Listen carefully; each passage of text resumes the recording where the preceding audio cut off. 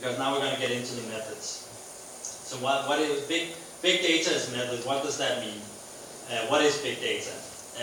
Big data is of course a distinct data type, you would say. Like it has some characteristic that is different from small data or medium data. So it's data that's somewhat bigger. But that distinct data type, I would argue, and fortunately would several others also argue, that can also be thought of as a distinct method. So just to recap this thing that we saw earlier, the word method isn't actually on here because normally big data is not really, or at least when I say normally I mean not before 2009 or something. Like it is in the making at the moment. Like things are being discussed about whether big data can be thought of as a method, but it is usually not the context you hear it within. It's not heard so much within academic context. It's more about business or Google and Amazon and everything.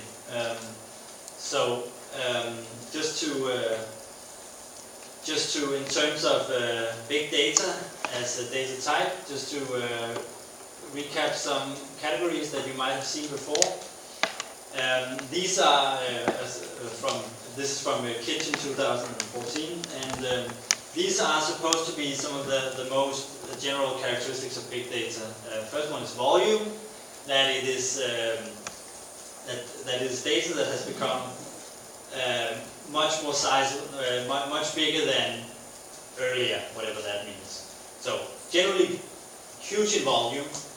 Velocity, it's also huge in velocity, so that means that the data tends to be real-time or at least near real-time. So a characteristic of big data is that it's it's data that is being that comes from something that's happening, yes, near real-time. Variety means that it's in some way big data can be more messy. There's a lot more, like maybe in the 1980s, data would mostly mean numeric data or survey data, but now the variety of data is much more. It can be timestamps or keywords, or it can even be pictures or data points on pictures. Like the variety of what can be accomplished is much bigger. These three are the ones that you usually hear about big data, but Kitchen 2014 put some extra on it where we have exhaustive, which I think is a very important term because it explains a lot more than volume. So more important than volume, that you have a lot of data, is actually exhaustiveness, that the data represents a very exhaustive view of what you're studying. So if I if I have all the names of everyone on Facebook, imagine I have a big file with everyone's names. Everyone who is on Facebook is in this file. That would be a big data set because it would be huge in volume. It would just take up a lot of space. But I wouldn't really be able to use it for anything because I only have the names. So even though the volume is huge, I don't really get anything out of it. So what exhaustiveness means is that real big data would be much more interesting if I had all the data on you on Facebook. So I have all the interactions that you have done for the entire time you were on Facebook, time you did it, pictures you uploaded, the people who liked your pictures, the people who tagged in your pictures. This exhaustive view of the data where you have access to every part of what you're studying. It's also supposed to be fine-grained, so you have, like, again, huge granularity. You can go into very small segments of your data. That's what big data is supposed to allow. That I can go in and see just specifically what were the genders of the people who replied to your comment on that date, December 2014 or something. Like you can really go down to very small segments of your data. data is relational, so you can you can easily. So if I have your let's say I have your IP address because you did something on a website, then that IP address will be used when you go to another website, which means that I can relate these two terms. That might be not explain exactly what relational means, but that's the idea in big data. You can easily combine and relate data points to new data points. And that also gives you flexibility. That big data is supposed to be, you can easily add or extend your data in order for it to be big data. So again, these would be the 7 characteristics. Like, so if one would say that if you can live up to a number of these, then you're dealing with big data. And what I want to highlight when characterizing as a method is this exhaustiveness. And so the discussion is like, often you would say that when you have a method, it would often point to an epistemology, that it points to a view of what scientific inquiry can turn into. I don't think I'm going to go into this discussion right now. I'm gonna jump over it instead and go right to one of the most quoted figures when it comes to big data is Anderson, who talks about this end of theory. I think a lot of you might have heard it before, but very quickly what he says is that if you have enough data, then you don't need theory. But is that really true? And this also points to Maya Schoenberger, points to again the exhaustiveness. If you have all, again n equals all, if you have the entire population, then why do you need theory? You have all the data, so you can just analyze it and you will get your answer. I'm gonna go about this a bit quickly, I think. This has led to some critique. Boyd and Crawford most prominently, again one of the most cited academics when it comes to this. Big data without context meaningless. So, and what this comes down to is that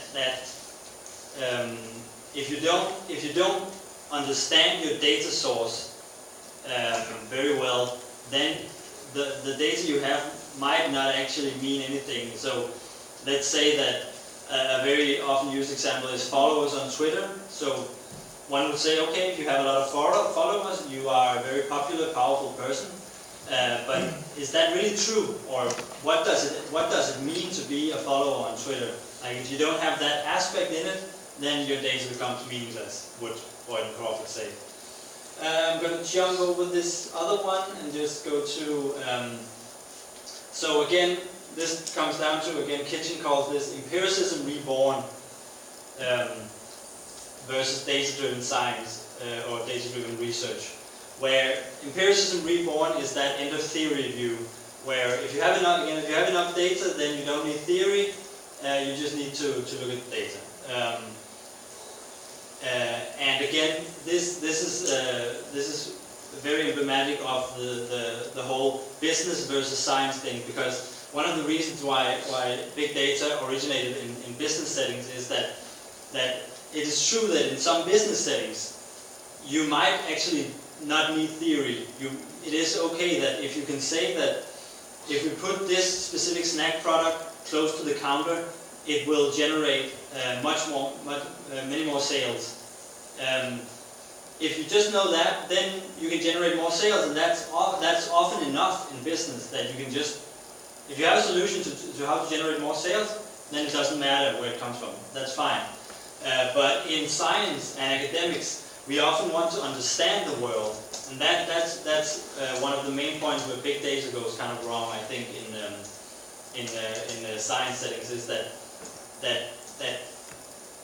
when we're doing science or at least academic research, we do need theory, because we don't want to just sell products, we want to actually understand a part of the world. So that's that's why this term data-driven science I think is really good.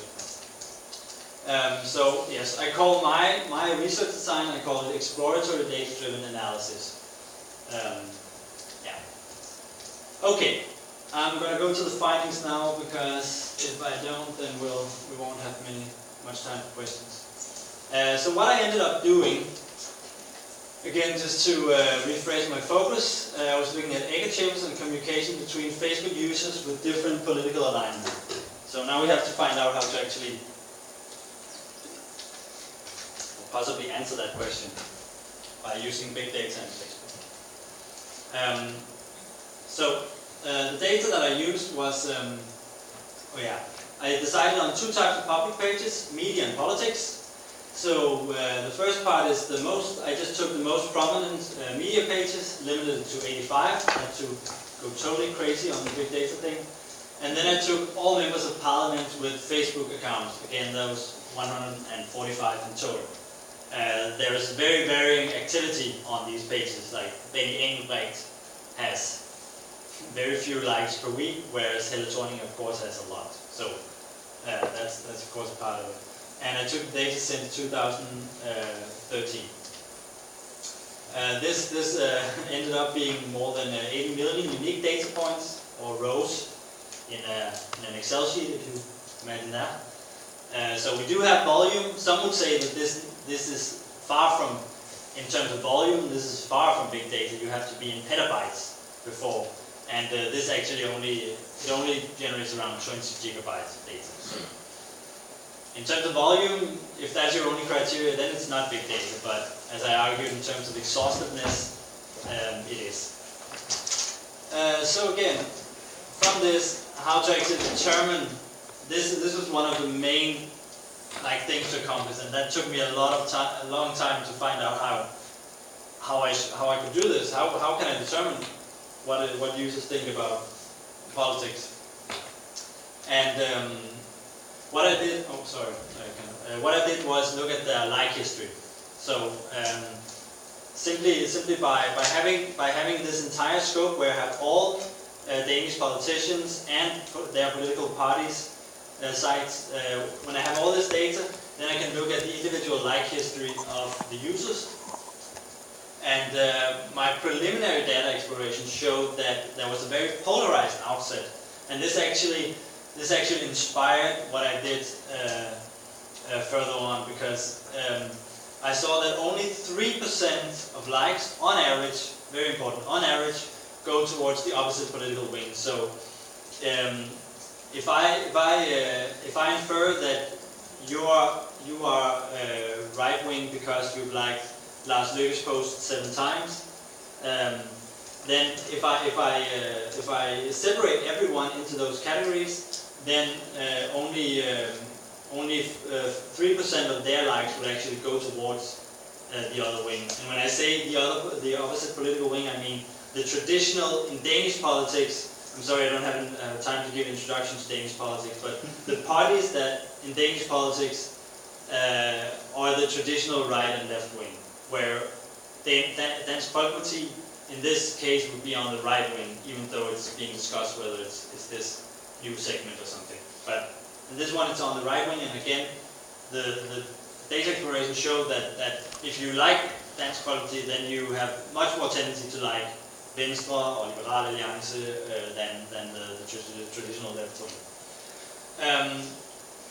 So again, that means that what I did, I'm giving an example here that, okay, let's say by having this like history of people, now we want to determine the average political swing of a post. So let's say that we have a bunch of likers. These are, or we can also say people who comment. Let's say these are the people who commented on a post on Facebook. And then by taking each individual person's like history and put it on a vector scale, where let's say you, okay, I'm not gonna, but okay, you have liked 30 posts in your whole time, and these are the percentages that go towards the respective parties. So in this way, everyone is actually represented. You don't get you're not put into a box where you're just absolute left wing or absolute right wing.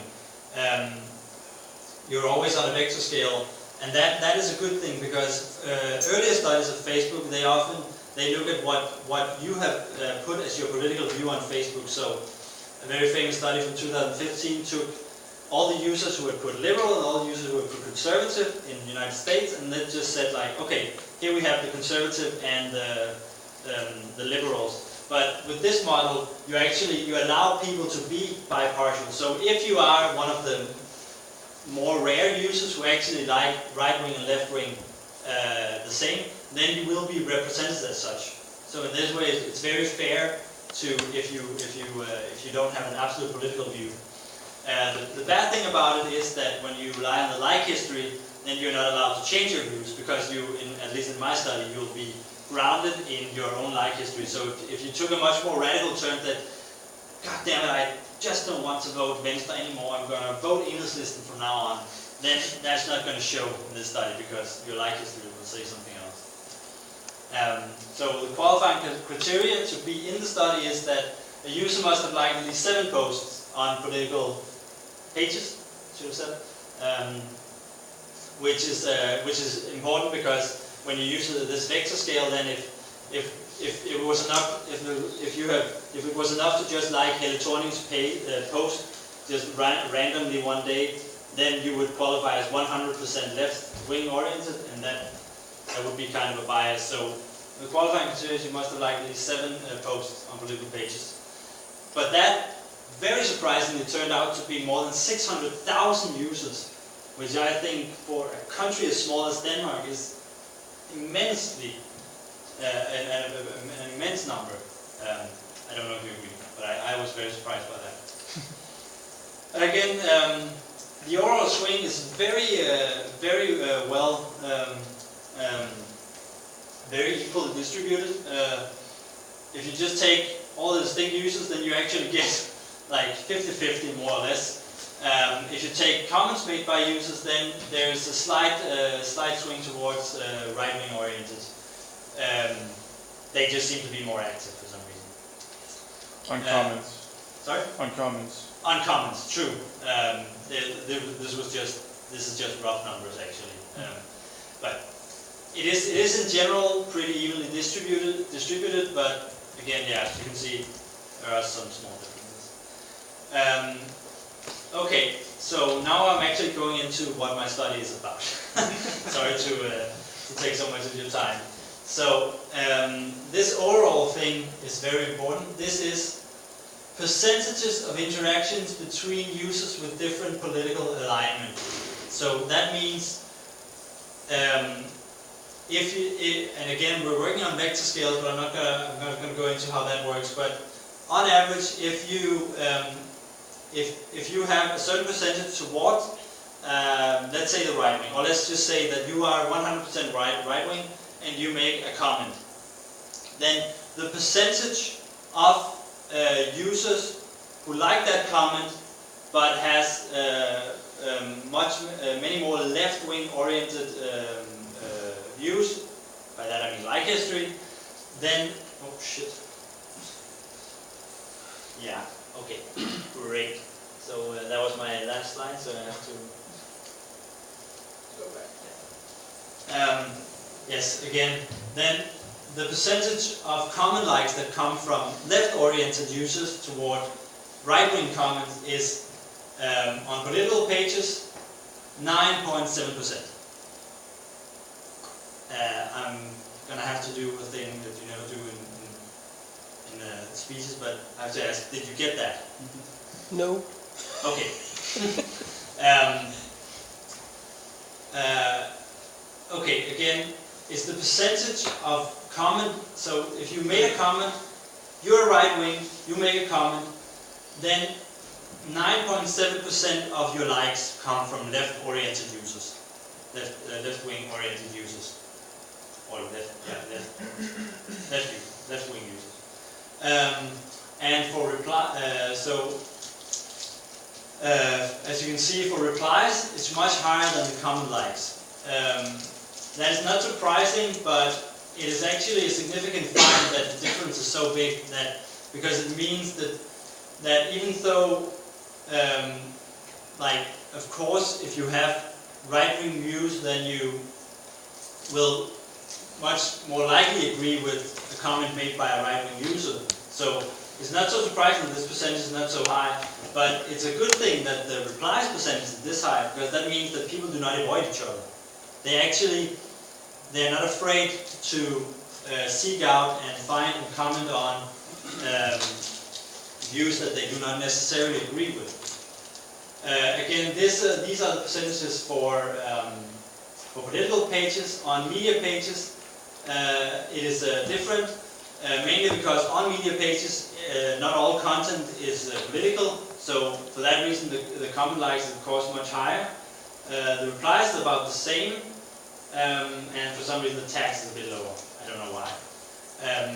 I'm not going to go more into these numbers, but I hope you can see the general swing is that the most important is this big difference between comment likes and replies. That you might not like content from the opposite political wing, but you are not afraid to reply to it. Okay, yeah, that was. So I'm just going to quickly show you some of the findings in the form of graphs. Okay, I have to do it this way, I think. Yeah. Oh, this is going to be difficult. Yeah, since I don't have so much time left, I think I'm going to go right to the most significant finds, or the most fun, at least. So here, this is interaction over time between politically opposed users on political pages. So I know this is kind of hard to read, but the black one is comments made to political pages, and the yellow one is likes. And it only shows likes made by politically opposed users. So let's say left-wing users on right-wing pages. And of course the like percentage is really low and kind of steady. Like you never like that many right-wing pages. As I said, it was only 3% on average. But the comment is again much higher. Like again, you're not afraid to seek out different views. And the two lines here, this is the start of the election 2005, and this is the end of the election, or no, this is the election night. And so on the election night, it takes a big drop. Maybe not surprisingly, because on the election night, you will probably mostly go and support the party that you like. So on election night, it takes a drop, and that's kind of fun that you can see that. Okay. Again, on media pages, it kind of takes a drop as well. Comment tags and replies take a big drop here at the election night, or actually leading up to the election night also. And again, very, very surprisingly, when the election started, so this period within the two red bars is very, it's like a very intense political period, because that's when the Danish public is most on fire. It's when it's election time. And what's fun to observe is on media pages, you can actually see that the comment likes towards politically opposed users go down significantly within this period. So is this a gung-ho period where you have to support the views that you believe in? For that reason, that one goes down. But very positively, the reply line actually goes up within this same period. So again, election time, you support your own views, but you are not afraid to seek out the others. All right. I think I'm going to start with, if I have time, I'll go back to the network analysis, but as I'm running out of time, I'm going to show you some of these first. Again, wait a minute. Yeah, I'm sorry. I realize I have a bit too many slides. So actually, I'm going to take the network analysis, because the other ones that I showed you is kind of the same point as I just made. So because this has to do with the thing of whether Facebook actually creates a community or can be talked about as a community, as a new political community.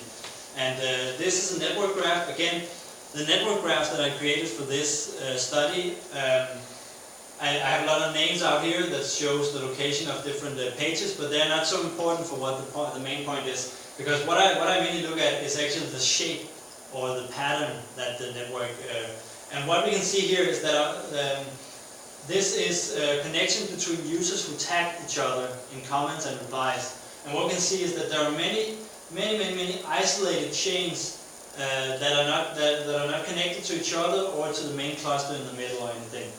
So what this actually just is saying is that you only tag people you are friends with. And for this reason you can see that there are many isolated clusters of friends who mostly know each other and like don't tag multiple friends and make big clusters. But if we look at and then if we look at comments, we see that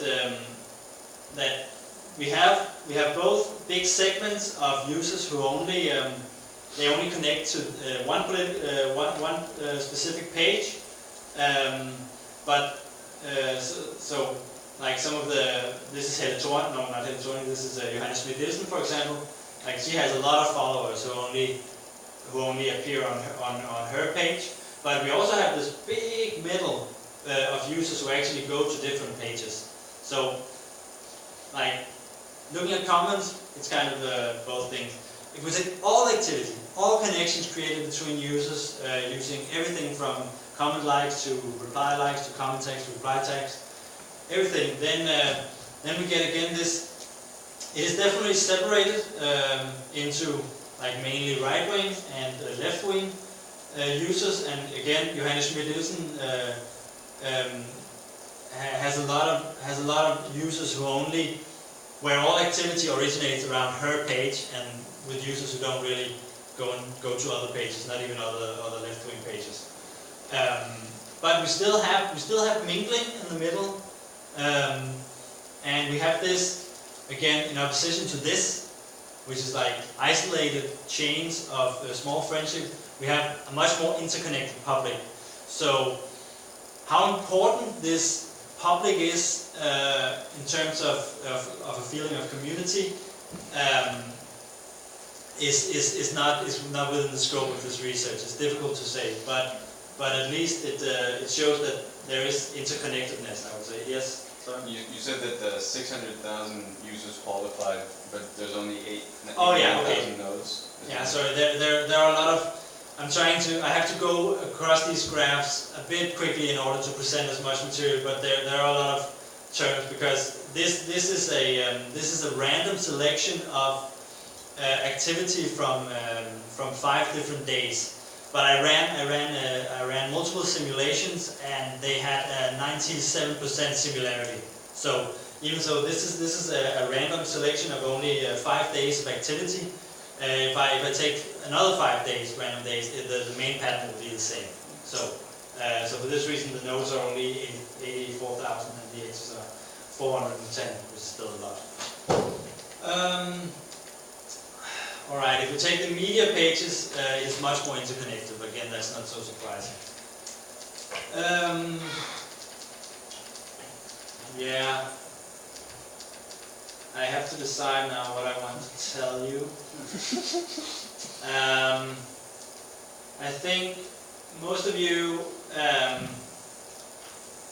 understood the point about I'm sorry, don't look at this. I don't have time to go over it. But most of you understood the point that in general the tendency is that people with different political views do not avoid each other. And what a graph like, I'm going to start with this one, what a graph like this shows is, this is the last hairy point that I want to make.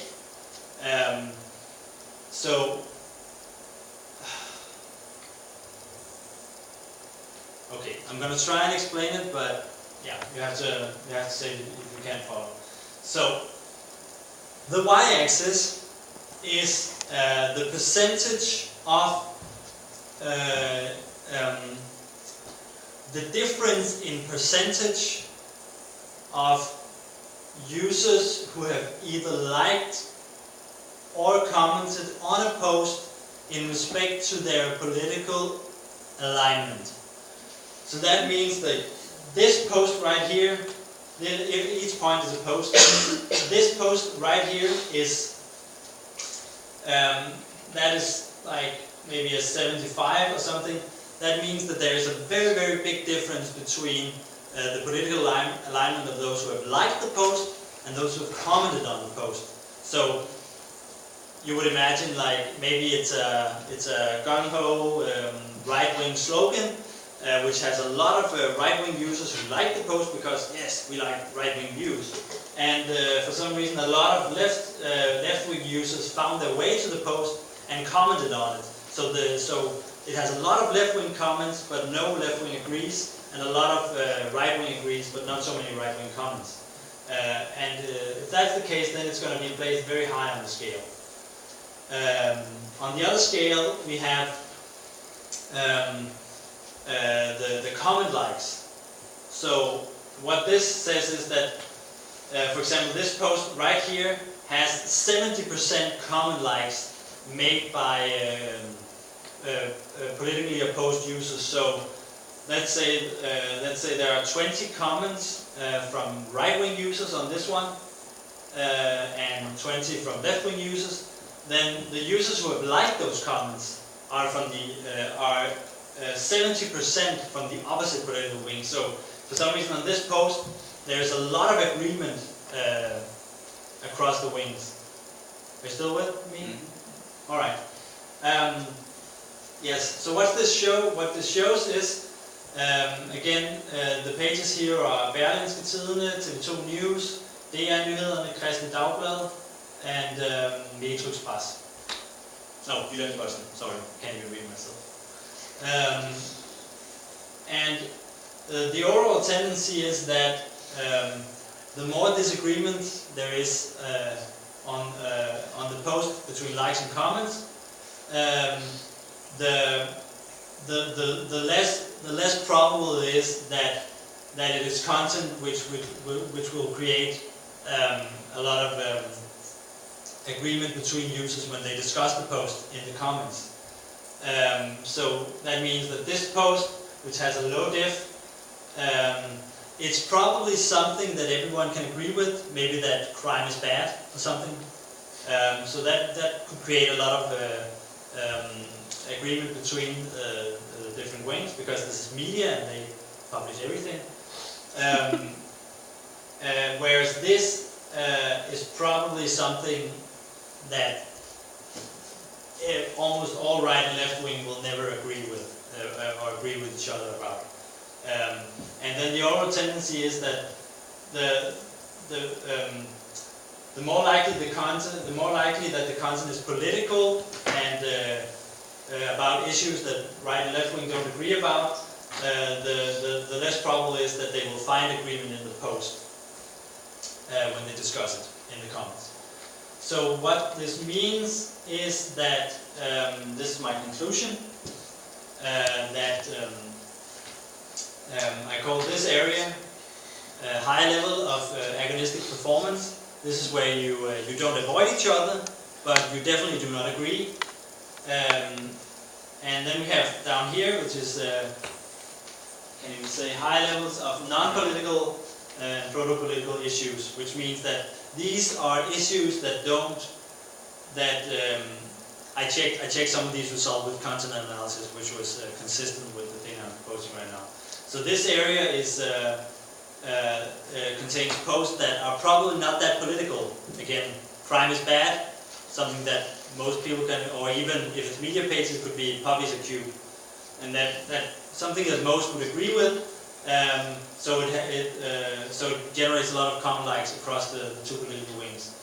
And then we have this part which has very little inter wing activity. So that means in this block it's mostly users who already who already right or left wing who engage with the post, so it doesn't have so much activity from the different wing. And that's why I wrote this, risk of echo chamber formation, that is right in this spectrum. So this is where the echo chambers are, and as you can see, it is not the main thing of the graph, so it doesn't move toward echo chambers. But it doesn't move towards what I put up here, deliberation. This is again the Habermasian ideal, where you actually try to find agreement on political issues that you did not agree with before you went into the discussion, and that is again also a very rare thing for most of the posts. So the tendency is much more toward what I call agonistic performance, so that you seek out views that you don't agree with, but you do not necessarily find agreement either. So again, not echo chambers, but not Habermasian deliberation either. The view is in general much more consistent with what I said earlier, Muffe and agonistic pluralism, that it is a clash between views and not about deliberation. And I think I'm going to end on that note and see if you have questions, then I can elaborate.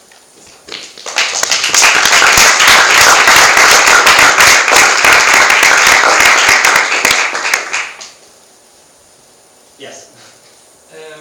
This seems to be a very binary-oriented study, such that you can be aligned on either of two poles and only two poles, and also you seem like the mass of your data seems to be binary constructs, so that you can either like a post or not like a post, or you can make a comment or not make a comment. And that also seems to be a basis on representative agreement. For example, you seem to translate likes into agreement. Did you think about problems inherent in that method? And for example, you could, for example, have analyzed the content of comments, so that if I have a certain like history, I can make a comment on somebody's post, but I could make that comment say two radically different things, and that might have a significance. Yes, true. To answer your first or one of the questions, I did look into the content.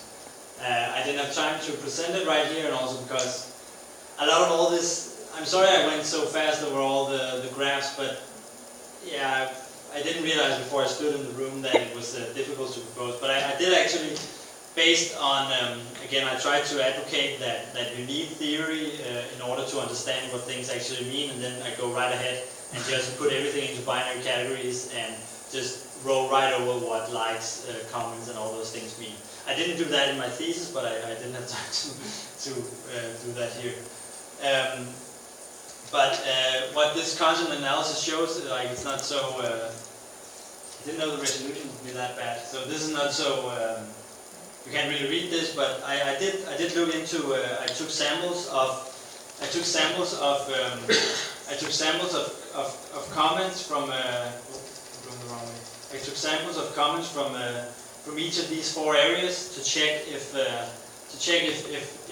this thing made sense. And it did.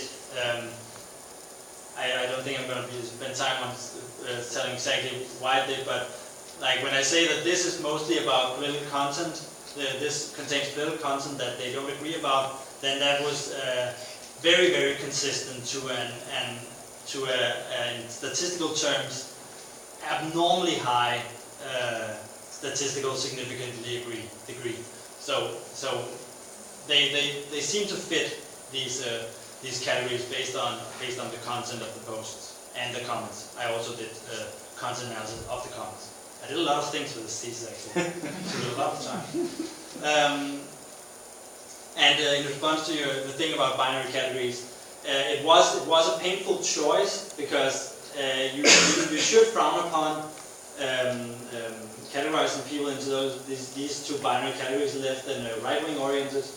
But it was also necessary in order to experiment with these big data oriented methods, because you need to reduce some of the data, and as you could hear, like even with this reduction, they were extremely hard to understand, these graphs, because there's just so much data rolled into it.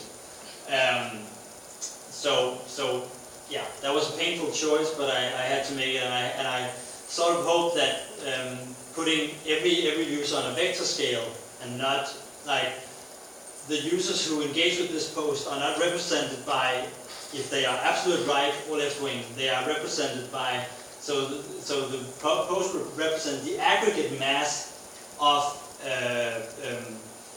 users on this vector scale. So like if all the users for some reason are 50-50, then that would show, which would not be the case with this post, but it would be somewhere down here. So yeah, but it's true. It's an important criticism, and I of course had a whole section about that in my thesis. But today in this presentation, I wanted to focus on the results. So I didn't use all the critique. Anything else? Yeah.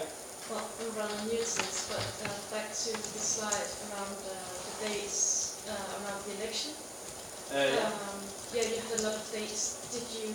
How did you extract data? Did you go every day, or how I extract the data? Yeah, from every day.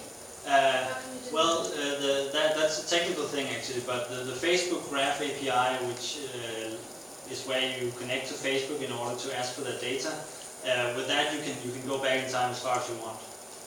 So I just yes, I collected all data. Like when I say that this, like within the pages that I defined in my data source, then this is all the activities that happened on those pages, everything from 2013 to now. Of course, okay, this time period is of course only from April 2000. I forgot to say that this is only from April 2015. Because I wanted to show this election, but I could have made a much longer graph, but then it would be hard to see the election period. It's only public, right?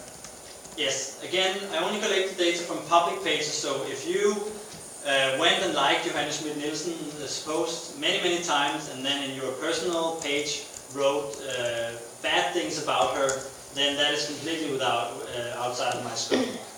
But I chose to infer that that's probably not the case, that you want your public self-presentation to be consistent with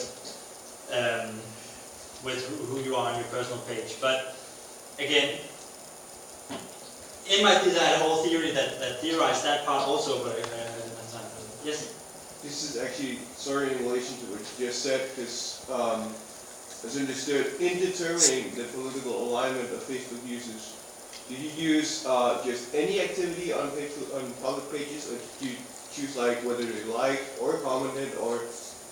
No, in okay, I can't go back to that right now. But yes, in determining the political orientation of a single user, I only use their like history. So if they like the post on Johannes Schmidt-Nielsen's site, then that would be 1 point or something. Make them. But in counting that, I didn't include whether they did other things. No, but yeah, because you were kind of touching upon that I mean, they might have liked the post, but you couldn't really determine the content of the post or whatever. I mean, no. Like I said before, you had some in your graphs. Some of your results are remarkably consistent with the content analysis. So I guess there's some merit to the theory, but I mean, in theory, they could have gone and just liked, I don't know, alright, so they like posts, but I mean, I think regular users can post as well, right? Yeah. So I mean, someone, I don't know, Anna Samuelson could have gone to Johannes Schmidt-Nielsen's wall and wrote, "Damn you," and users could have liked it. Oh no, sorry. Yeah, that I forgot to mention. In that sense, I only took posts that were published by the page author. All right. So okay, yeah, that was was fixed. Sorry, I didn't catch all that earlier. And again, in response to the general, like, I am myself skeptic about this like counting method, but again, I chose to interpret this for me very surprising preliminary result that if you do this, like in the beginning it was just an experiment actually, and if you do the experiment, that again you have that only 3% of errors go toward the other wing. So I chose to think that okay, people's like history is actually might actually be consistent with their actual views, and it was also backed up by other studies that show that people's likes in general can say a lot about them. So yeah, who was I think. Thanks for a great presentation, and I hope your thesis is available for reading. Yeah, I'm trying to do that. I forgot. I didn't hand in a digital copy for some reason, but I'm gonna have it. We have a physical copy. You have a physical copy. You can come down and read it if you want. But so last summer I was contributing as a digital humanist to a research project on the so-called Republic of Letters. Yeah. In Ghent University, and it's a it's a project that is about to start, or now the data gathering has started. So my job was to model data based on Habermasian theory, and their object of study is not Facebook likes, but letters that people used to send and how people react to them. So physical letters. Yeah, It's a historical study, right? Okay. Yeah. No. So I would like to ask about your data modeling things. So when you do this analysis, and there's some places where I can see you themes and stuff like that. But did you like accept the kind of, I guess, JSON files that Facebook sends, and then kind of see that as a data model? How's your data model? Or maybe if we don't want to go into detail here, like, is it explained in your? Yes, it is explained, but it is also explained within the frame that I call my research design. I call explorative data-driven analysis. So, and I put emphasis on explorative because I'm not a programmer. I don't have well, now I am kind of, but I don't have a background in neither programming, economics, statistics, or data analysis. So I chose to just do it rogue. By that I mean by having no background, I read up on some things, of course, but yeah, I want to put emphasis on explorative. I use a lot of common sense and do not quote that many like old official models. I quote John Tuckey, which is like the father of explorative data analysis. But it is all the methodology is of course documented in the thesis, so that will probably explain. I could explain some of the things. Any last question? I think that's the last one. Yeah, the last one I think. Yeah, Tobias. Thank you for a good presentation. I was just wondering if there's any. I don't understand why you didn't put them, at least try out to put them into more direct political categories. So of the 600,000, there must have been at least 300,000 who was clearly aligned with some party. I mean, Yeah. I understand vectorization, but they will have probably like 90% of the likes in one party. Yeah. Did you experiment with that? Or? Yes, I did. But just to be sure what you mean. It just sounded like you cut it out. If that was what you responded to one of the other. Yeah, but still on like I'm just trying to not sure exactly what, but on the vector scale, if you are 100% right wing, then you will be represented as such. So. Yeah, but not right and left. It was a question about moving into specific parties. Oh, okay, yeah. And there's just theory that like people from that democracy would be more aligned to liking other parties. Yes, that was one of the last experiments I did, and that was really interesting, and it was really annoying that I couldn't put it in my thesis because page limit restrictions.